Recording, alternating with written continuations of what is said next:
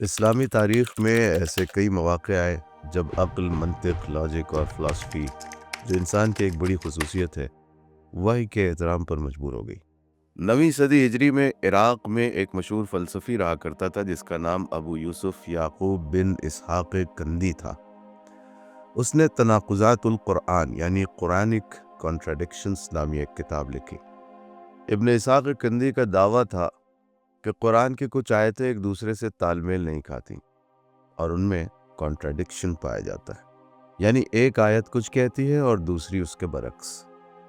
امام حسن عسکری علیہ السلام کے ایک شاگرد کو جب یہ بات معلوم ہوئی تو اس نے امام کی خدمت میں آ کر یہ سارا ماجرا بیان کیا۔ امام حسن عسکری علیہ السلام نے بہت پرحکمت انداز میں فرمایا، اس سے جا کر یہ سوال کرو، اگر وہ ذات جس نے قرآن نازل کیا ہے یہ کہے کہ میری مراد ان الفاظ سے وہ نہیں جو تم سمجھے ہو، ظاہر کچھ ہے اور باطن کچھ اور، تو کیا اس احتمال کو تم مانتے ہو یا نہیں؟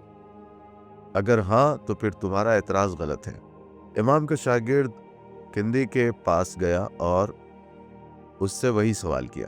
ابن اسحاق حیرت سے بولا، یہ بات تم نے خود سوچی ہے؟ شاگرد نے کہا نہیں۔ وہ فلسفی چند لمحے خاموش رہا، پھر بولا، واقعی حق بات ہے، میرے تمام اعتراضات قرآن کی ظاہری آیات پر تھے، لیکن اگر ظاہری مفہوم کے پیچھے ایک گہرا باطنی پیغام بھی ہے تو پھر کسی تناقض اور کانٹراڈکشن کی گنجائش نہیں رہتی۔